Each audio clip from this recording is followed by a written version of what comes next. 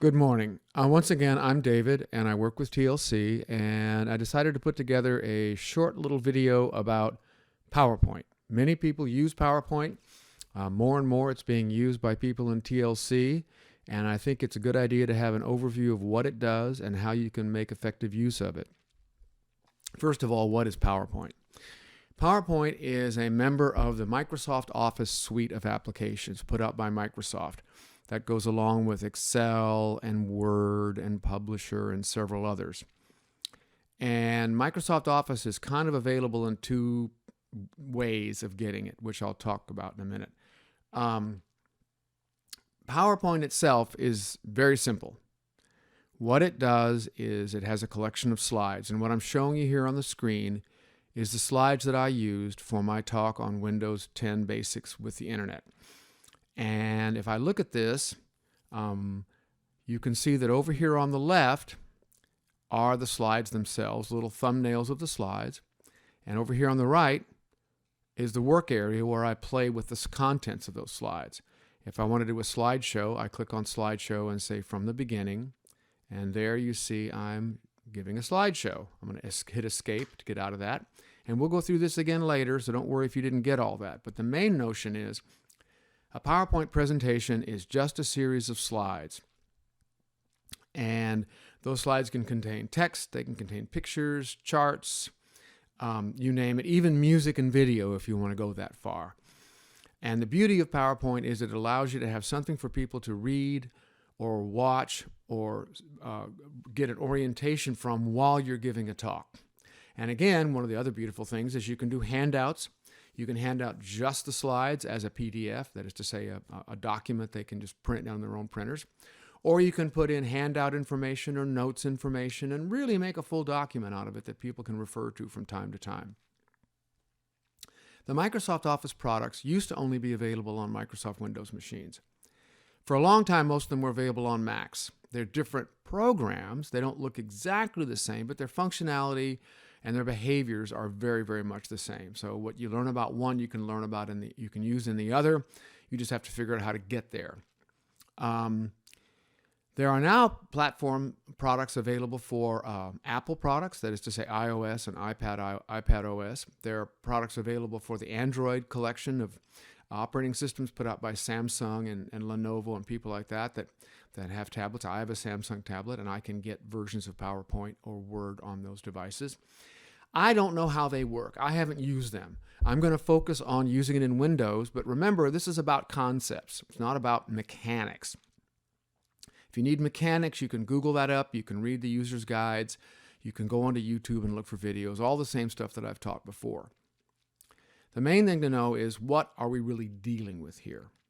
So how can you get Microsoft Office today and on your platform? If you're on Windows, you have two choices, or Mac OS, you have two choices. On other products, you have only one choice. Office 365 is Microsoft's subscription offering of the Microsoft Office products.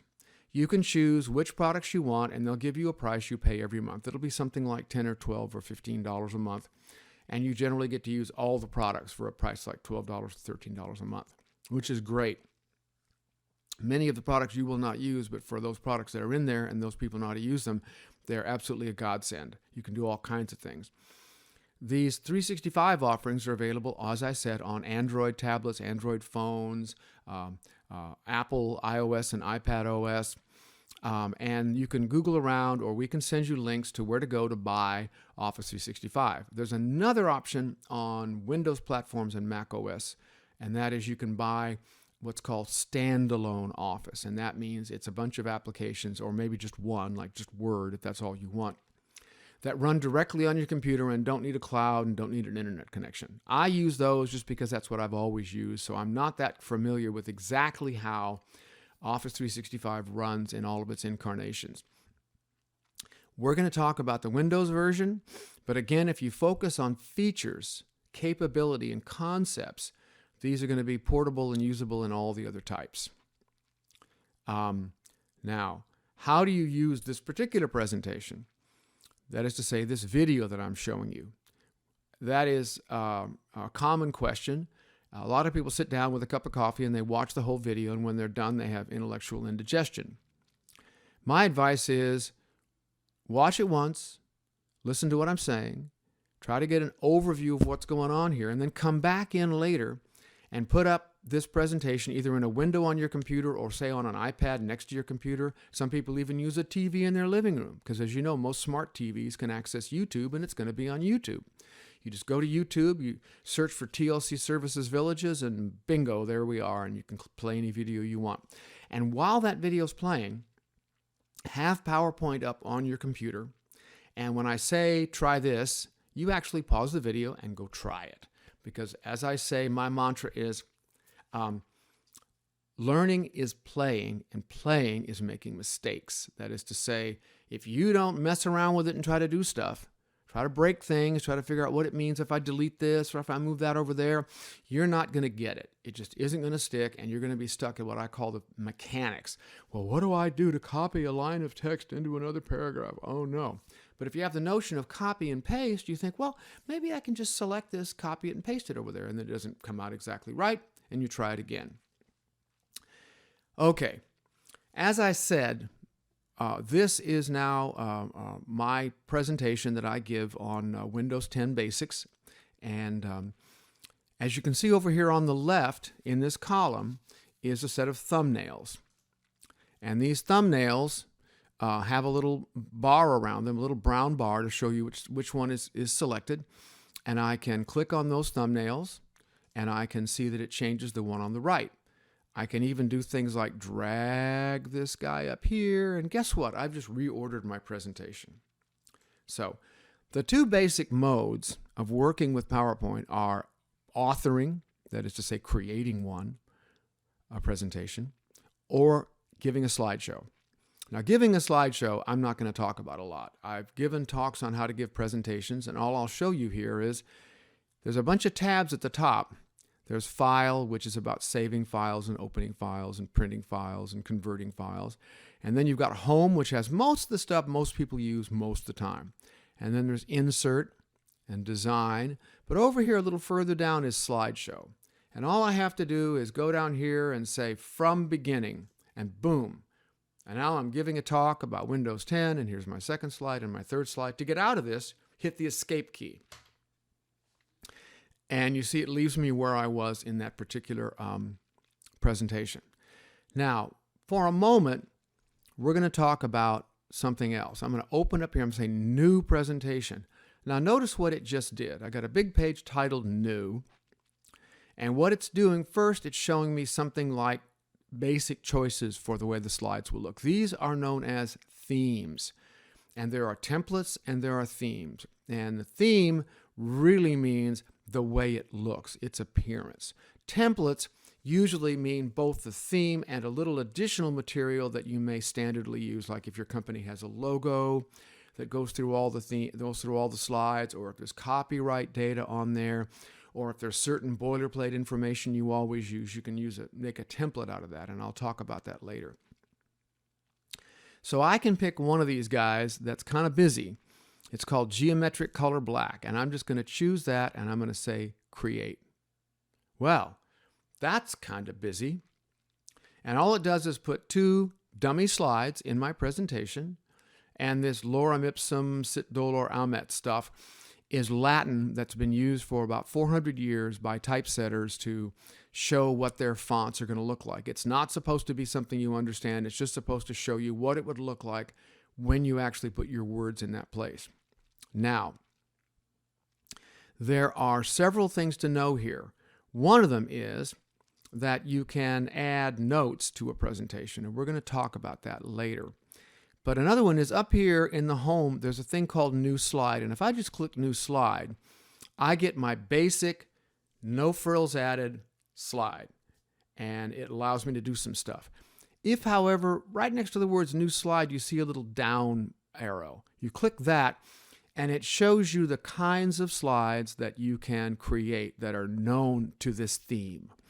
There's a title slide, there's a title and content, a section header, two contents, like if you're comparing A and B, there's a title only, there's blank in case what you're doing is showing a video or you have a big graphic that you want to use, like a chart that you made in Excel, picture with caption. And I can choose one of these guys, like content with caption. And then here's some content. You can change your view up here by clicking on the View tab. And you can go to Notes page. And what that shows me is the slide that I was working on, and I can come down here and I can click on here and I can say, these are my notes. Now, what are notes for? Notes are generally for the speaker to keep from getting lost, to remember to emphasize the right things and what to say and what not to say and when. There's also a thing called a Handout Master, which is where the slides and or the notes are printed out in a nice 2-up format that saves paper and allows people to walk away with something in their hot little hands that remembers them by. These days, typically I don't do handouts. What I do is make a PDF, a portable document. That's the kind of the common interchangeable document in the web right now. And people can print those out whenever they want to. Now I'm going to go back to the normal, and notice what I'm using is, this is a ribbon. And for those of you who've seen my Windows talk, this is the ribbon for PowerPoint. And out up here in the top, this part of the ribbon is called Presentation Views. And I can choose normal, I can choose outline, I can choose slide sorter, which lets me drag them around, notes page. I just use normal. We'll get into what the slide master and things like that are in a little bit. Again, every slide really has the slide and all of its bits. And then it also has a notes page associated with it. And you can print both. You can print just one or the other. And you can make a handout that has slides and notes, or just slides or just notes. That's all up to you. But think about it like this. A presentation is a collection of slides with their relevant notes. It may be even video and audio, but that's later, and we'll not worry about that a whole lot.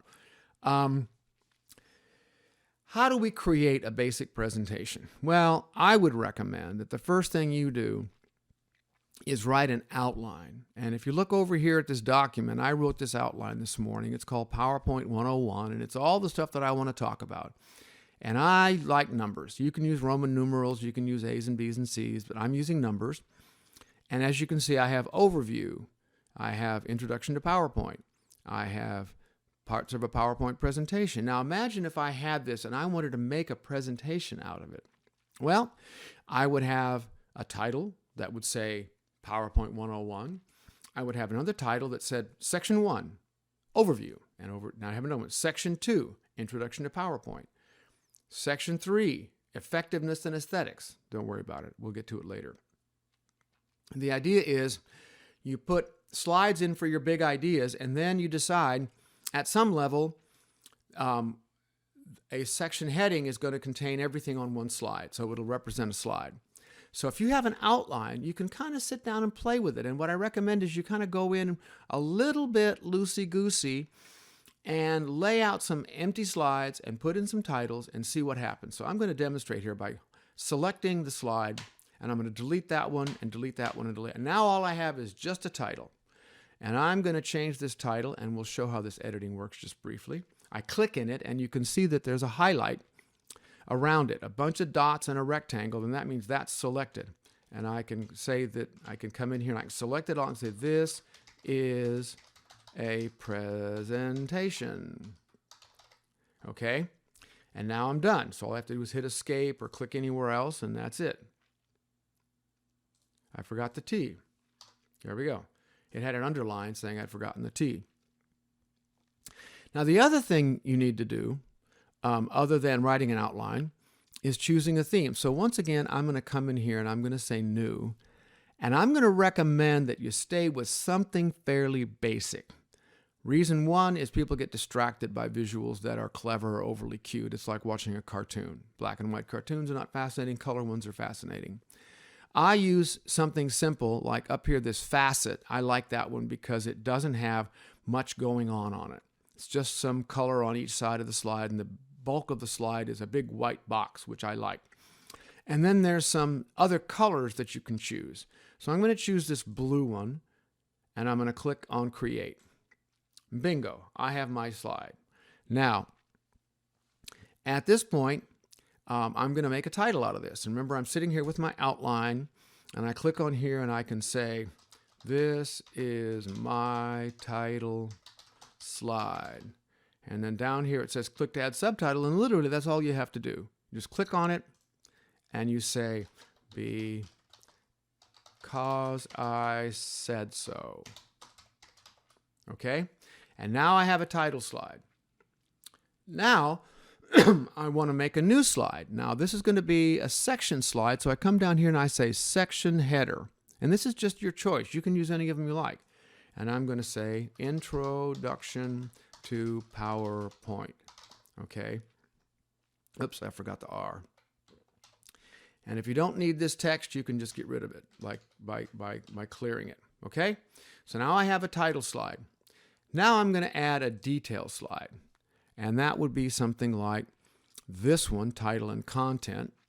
And I would add in and I would say parts of a PowerPoint presentation. Now what am I doing? All I did was click on new slide, add the slide, click where I want to type and say, I'm typing now, enter, watch me type.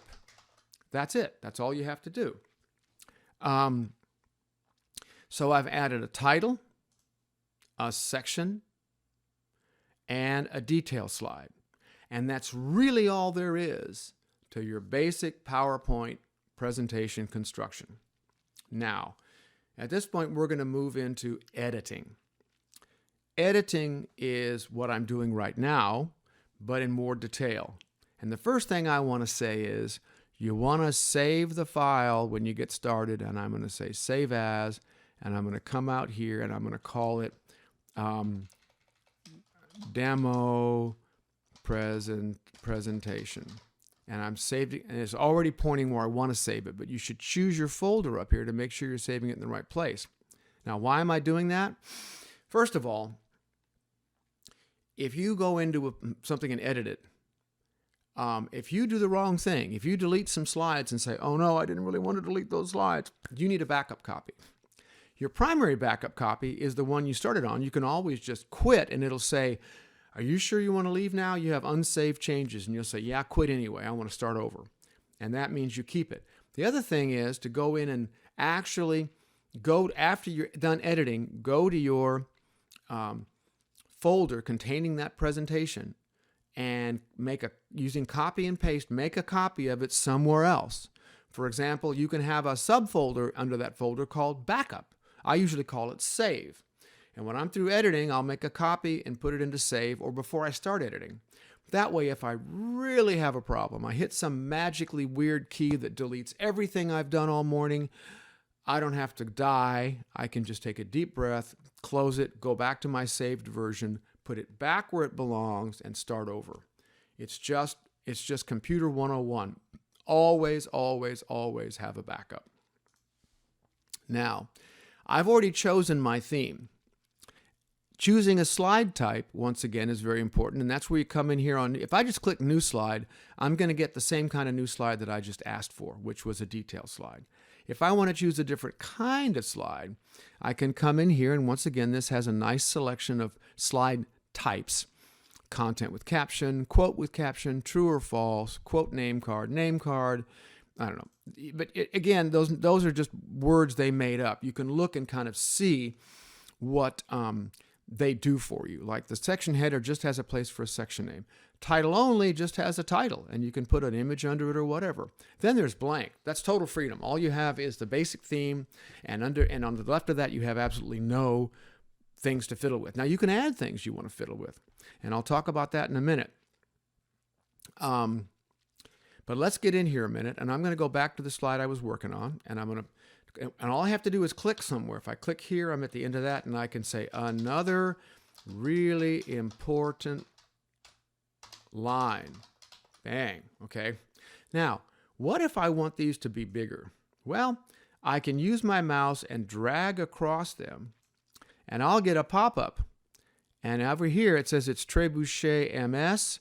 I'm going to change that font to Alien Encounters, and I'm going to change the font size to, and watch, it's changing it for me So wow, look at that.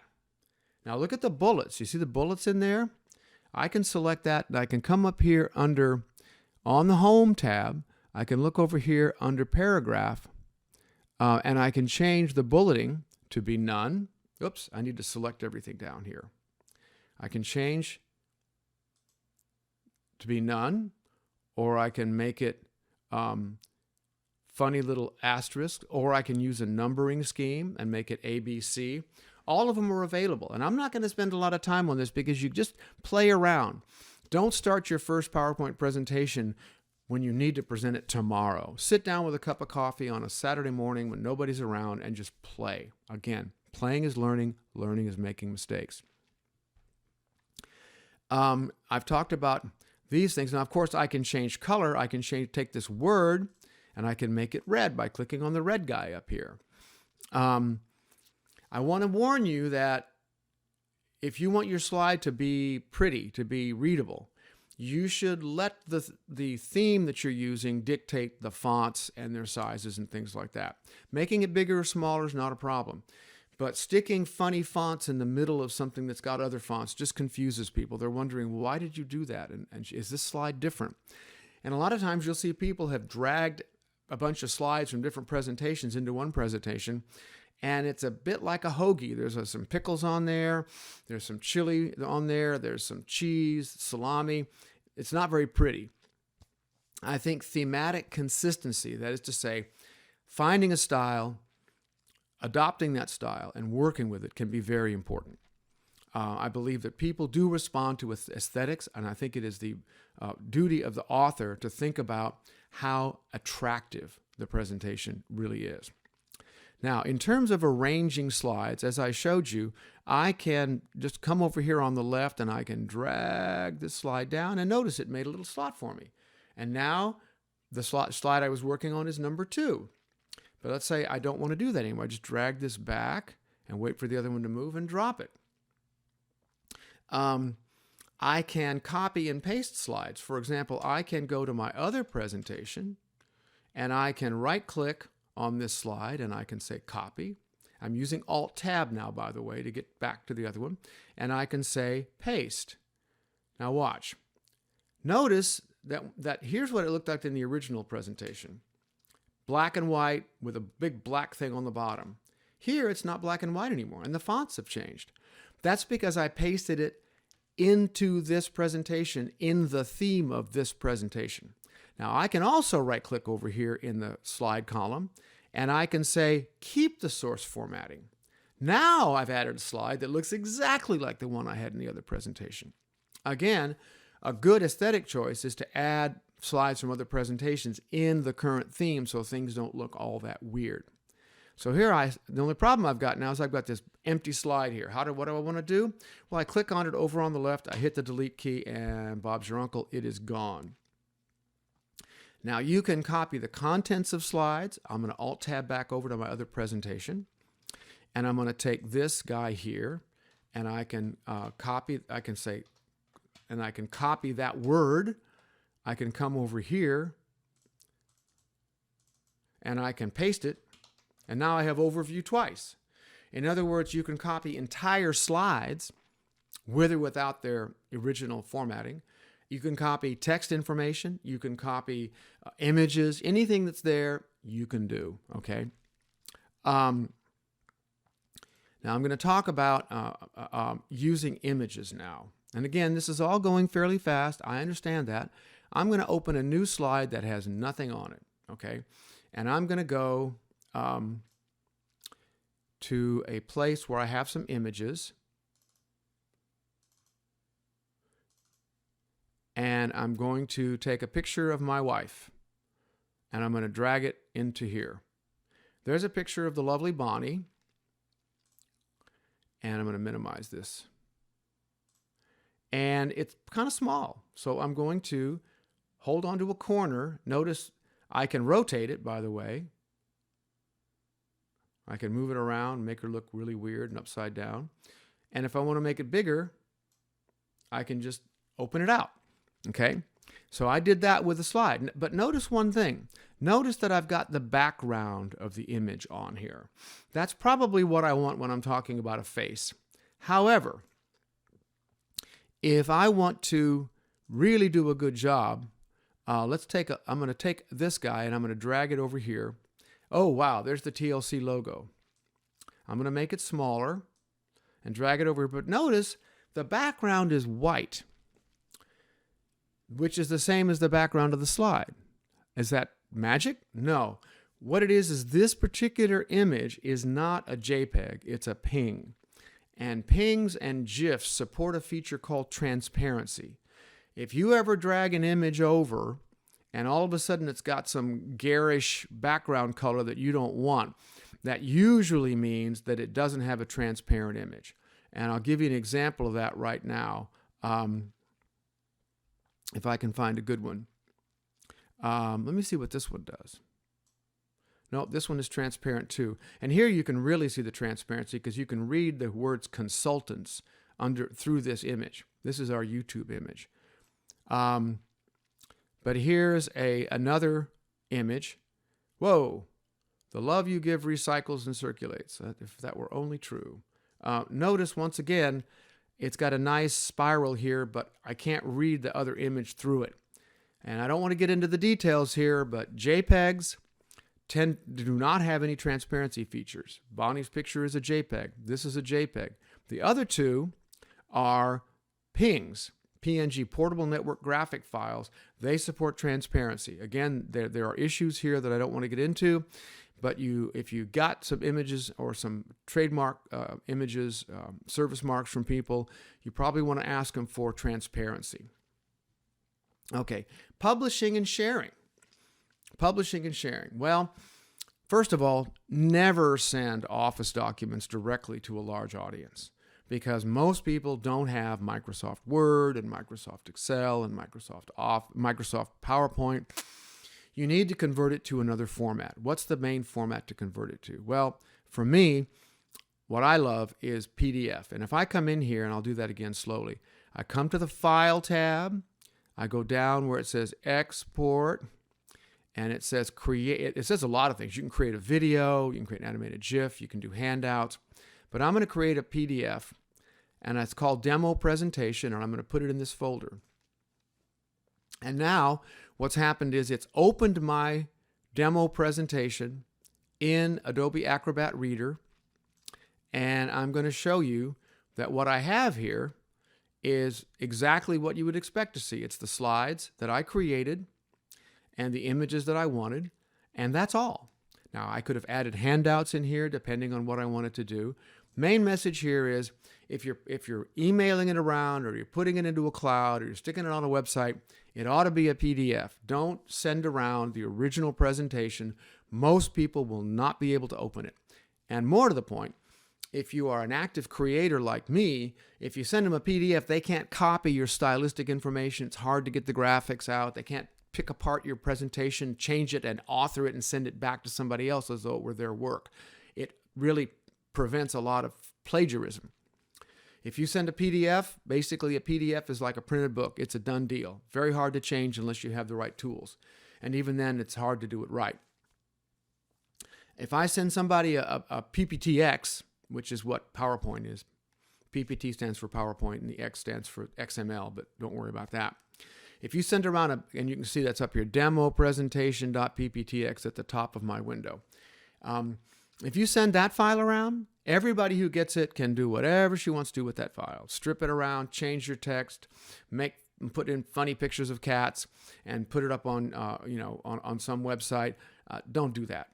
Okay. Another thing you can do, obviously, is make a video.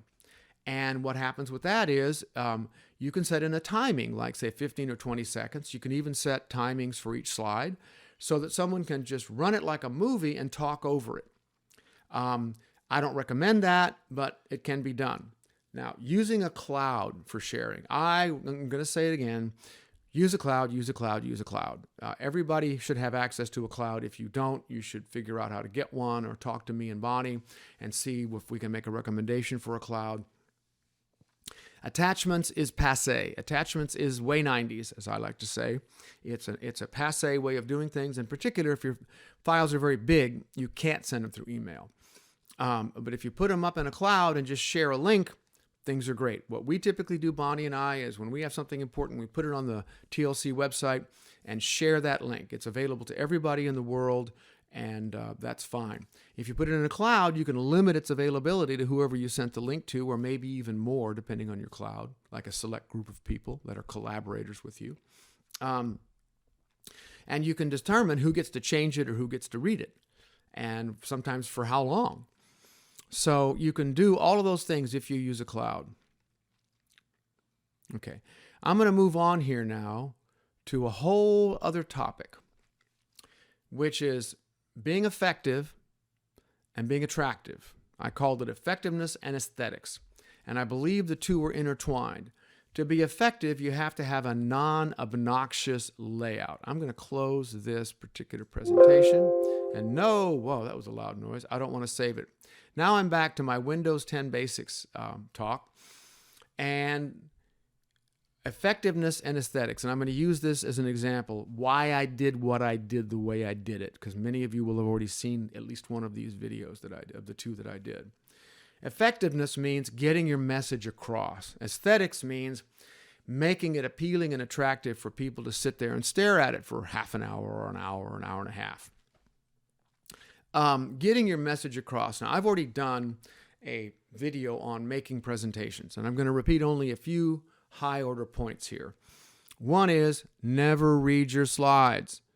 Your slide is there for a reference. You should have another way of explaining what's on the slide that is both simpler and more targeted to your audience than what you had on the slide, which is generic. Okay. So, for example, if I click on this overview, my overview of this is most of the problems people have with the internet and software today is based on the fact that they don't understand the basic concepts and they don't know how to play and learn those concepts for themselves. Bingo. That's it. The rest of it they can read later on. The homework is left to the student. The other thing I want to say in this section is remember the cardinal rule. Tell them what you're going to tell them. Tell them in whatever detail is relevant or important, and then tell them what you told them. Keep it down to 5 or fewer basic points. I prefer 3 or fewer, but some people want to go with 5. Tell them those points that you're going to tell them. Go into those points in detail, and then recapitulate those points at the end of the talk. If you don't do that, 10 minutes after they leave the place, they're going to forget it all. Okay, planning your presentation. This is another thing. Where are you going to give it? Is it online? Are you going to record yourself as I'm doing? Are you going to have a Zoom meeting? Are you going to be live? Are you going to be live with potential Zoomers? Are you going to be filmed as a video with you as a talking head with your presentation in the background? These all matter in terms of what you're trying to do. With in-person considerations, you really need to be aware of your audience. You really need to target your pitch for the people you're talking to. Are they all retired? Are they young? Are they medical professionals? Are they people who work with chronic abuse sufferers? You've got to talk to them where they live. It's much harder to do that for an online presentation. I'm trying to do what I think of as a generic presentation for anybody who wants to use PowerPoint. But I've got in mind the TLC folks for which I'm doing this, right? Online considerations, a lot of it there is better because people can rewatch your video. You don't have to go into gory detail. You don't have to beat that dead horse again and again, because if they didn't get it, all they got to do is drag that little thumb back and they can watch it again. They can watch it again, and they can take notes, and they can try things for themselves. If they don't, more fool them, right? Now, aesthetics, clutter. No busy slides. Do not keep garish colors or lots of strange logos, pointless quotes with strange backgrounds like the one I showed you a minute ago. Keep it simple. Keep it clean. That's why I used black and white. And I'm going to show you what I did here just for a minute. I have a title slide, which is just a slide. The little staircase curve means nothing. A gray slide, separate. I've got 2 parts, part 1 and part 2. Each one of them has an overview of what I'm going to talk about. Then they're divided into sections. But now notice these sections. I've got a black and white image here, black and white segregation in this slide, as I do with all of the detail slides. And on the left, there's a big word that has the section title, Introduction. And then it has every chapter of the introduction, or every slide in the introduction has a line. And the slide I'm currently on has its information in yellow. So why did I do that? I'm going to show you just for a second here. I'm going to do a slideshow from this slide, and I'll show you. So watch what happens as I move through the slides. On the left, watch just the left. Introduction, what is Windows, the desktop, the taskbar, program switching, checking your system. Again, I hit escape to get out of here. What did you see? That if somebody's watching the video, they can fast forward and they can find exactly what they're looking for or exactly where they left off, because every slide starts with a major section group name, and the detail slides are highlighted in yellow if that's the current slide that I'm looking at. That was my idea of making an indexable presentation so people could find what they were looking for and they could look for it again later. One of the things that people do a lot who are professionals is they end up giving the same presentation over and over and over again. But unfortunately, to different audiences and different milieu, where one time it's videoed, another time it's live, another time it's on the internet, sometime it's in a high school where you want to leave certain things out, other times it's at a retired facility, an elderly care facility where you want to keep things very, very simple. One of the guys I used to work for at Microsoft, a very smart man who now runs all of Microsoft Research, he had what I called a master presentation. And what that was this ginormous presentation with all of these ideas that his fertile mind had come up with, stuck into various things, organized in a relatively reasonable order, but not a particularly wonderful order. And he, when he wanted to make a presentation for, let's say, the FBI, because he did things like that, or the CIA. I mean, he did stuff. He was actually a member of the DARPA agency. So he would give talk to very important people. And what he did was he would take his master slide deck, they call them slide decks, that's a term for a PowerPoint presentation file, and he would copy it over, and then he would delete all the shit he didn't want to talk about, okay? And maybe he'd add a few things or change a few things, but mostly he would keep a master slide deck, a master presentation file of all of the important things that he had been talking about for years, and sometimes more than one version. And then he would keep that like a big filing cabinet. And then when he wanted to make a tailored presentation, he would copy it over into another name for the name of the people he's talking and when he's talking and all that stuff. He would figure out how long he had to talk, and he would strip everything out that wasn't relevant, and then he would trim down to make the size talk that he was wanting to make at that time. I thought that was a beautiful idea. So if you've got a lot of PowerPoints, or over time, if you develop a bunch of PowerPoints, and you're a specialist in, let's say, domestic violence, or, elderly care, memory care, as you do these things, you can put them into a master deck where all the good stuff is there. And then whenever you want to make a presentation, it's 10 minutes work. You just go into your master, you make a copy of your master deck, you throw out all the stuff you don't want, you put a new title slide in that says where and when you're giving the talk, and you can go have a nap. It's kind of that simple. Okay, we're in our final section now. I hope you've borne with me. I know I speak quickly, but I'm hoping you can understand me and you can listen again if you don't get it. One of the things I do, and I don't think I did it in this presentation, I'm going to check. I did not. Is at the very front, as the very first slide, or as the very last slide, I add a version slide. And let me do something like that to this right now. I'm going to come over here. I'm going to click on the Home tab, New Slide, and I'm going to have blank, and I'm going to show you a trick.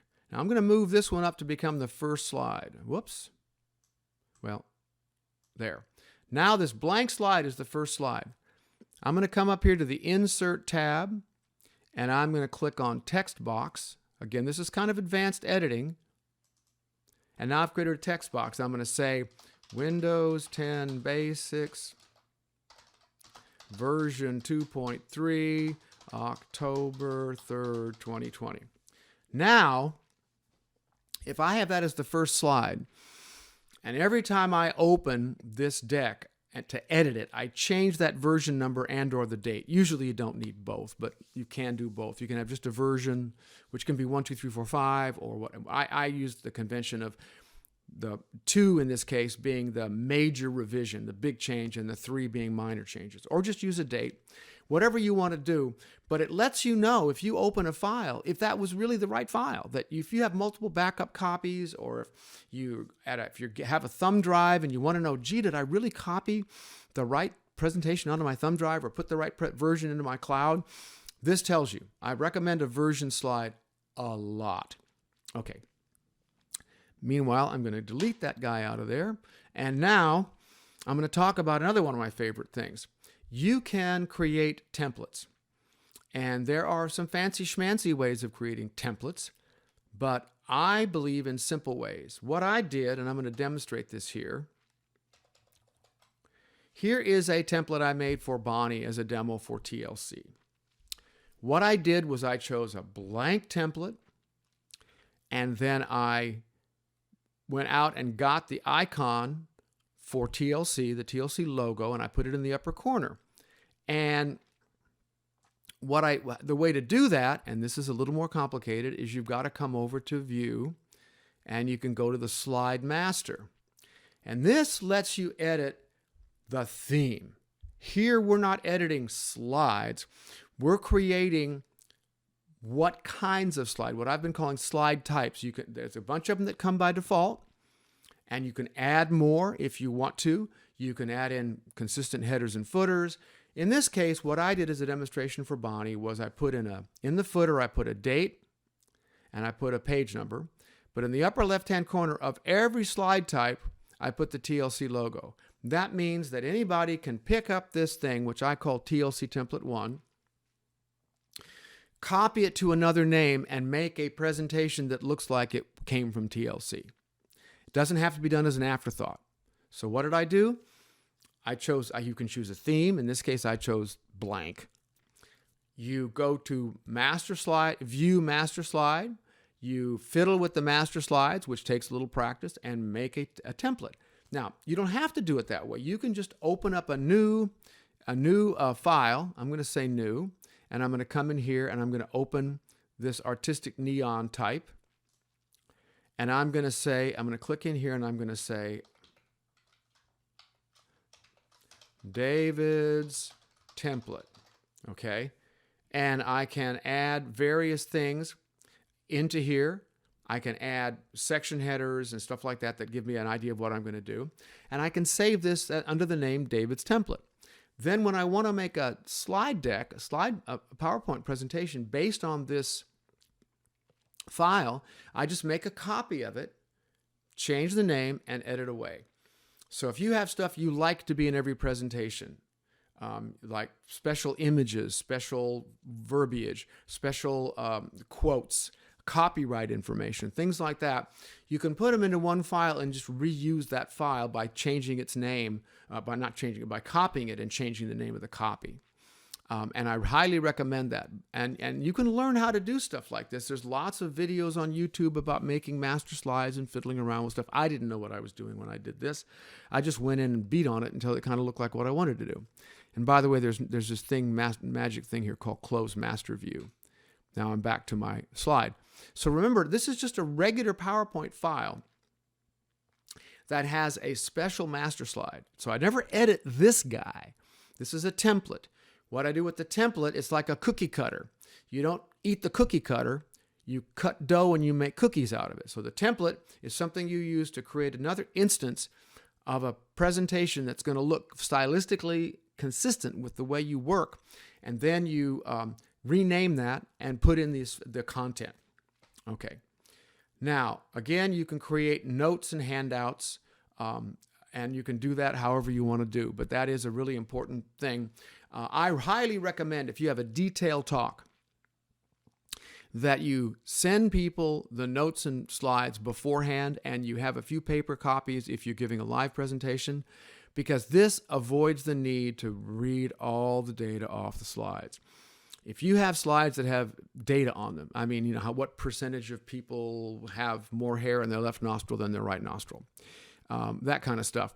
You're going to put people to sleep. What you do is you put it on your slide, and you have it in your notes, and then you just skip over it and say, here's some interesting information. You give them the take-home message, and you move on. And if they want to drill down and find out what the statistic was and find out what your sources were, they can do that. But it's not about giving them all the data while they're sitting in their chairs fretting and wondering what their cats are doing at home.